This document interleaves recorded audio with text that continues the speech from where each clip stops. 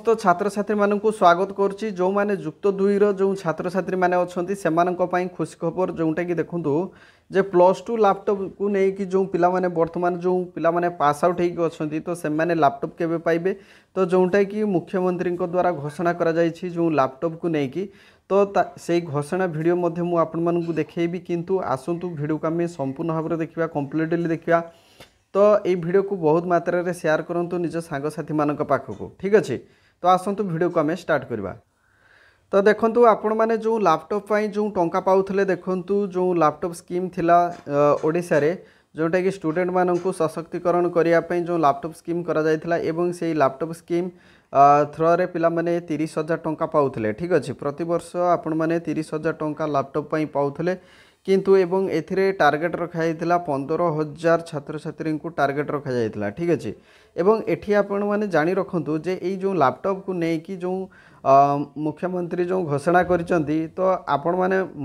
जानी रखंतु एई जो हमर लैपटॉप जो स्कीम रही देखंतु वर्तमान जो डेट सब एक्सटेंशन होउची ठीक अच्छे ये पूर्व वर्षर जो छात्र छात्री 2023 रो जो छात्र छात्री माने सेमानंकर डेट एक्सटेंशन होउची एवं सेमाने देखंतु एठी आउ थरे डेट मध्य एक्सटेंशन कर दिया 23 अगस्त 2024 पर्यंत से मैंने आवेदन करेंगे किंतु 2024 रे जो छात्र छात्री मैंने पास आउट होते तो से मैंने लैपटॉप केबे पाइबे ताकू नहीं कि बहुत बड़ कन्फ्यूजन थिला तो पिला माने देखंतु लैपटॉप रो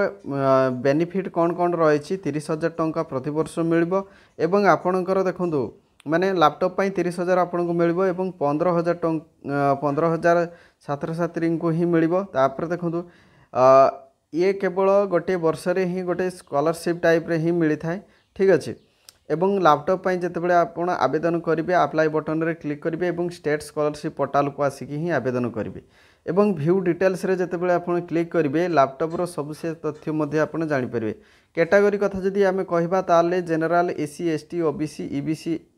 ये सब पिला माने पाइबे ठीक अच्छे एवं आपणकर देखंतु ऑल एलिजिबल कोर्स ईयरली देखंतु 30,000 टंका आपण पाइबे एवं जोटा कि गोटे भल स्कीम रही 30,000 टंका जदि आपण पाउचंती आउ 10,000 बा आउ 15,000 देकी जदि आपण प्रोफेशनल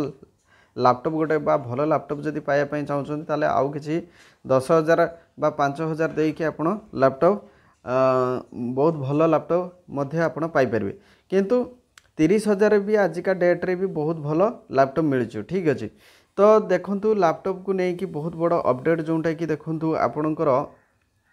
लैपटॉप पाई आधार कार्ड मध्य दरकार होची पासपोर्ट साइज फोटो मार्कशीट ये सब मध्य दरकार होची किंतु 2024 रो जो छात्र छात्री माने अछंती से 2024 रो छात्र छात्री मानक पई खुशी खबर आसी आइछि से खुशी खबर मु वर्तमान आपण मानकु देबी तो यही खुशी खबर देखंतु मोहन चरण माझी द्वारा ही डिक्लेयर करा जायथिला जे लैपटॉप को लेकिन कौन बजेट रही कौन रही एवं आपणकर लैपटॉप बहुत जल्दी आपन को मिल जिवो एथिपाई आपणकर नोटिफिकेशन आसीजिवो ठीक अच्छे एवं नोटिफिकेशन आसीगला परे आपण आवेदन करेंगे एवं निश्चित भाव में लैपटॉप गोटे गोटे पाइबे ठीक अच्छे लैपटॉप पाई टंका पाइबे 30,000 टंका ठीक अच्छे किंतु आपण माने कौन करेंगे ना ये जो लैपटॉप पाई जो अपडेट जो आसी तो मुख्यमंत्री कौन अपडेट आसी देखंतु वीडियो को आमे देखिबा तो चलतु मुख्यमंत्री कौन भाषण रही कौन यही घोषणानामा करछंती आसंतु वीडियो को आमे स्टार्ट करवा। मेधावी छात्र छात्री मान लैपटॉप वितरण करने गोदावरी विद्यार्थी प्रोत्साहन योजना अधीन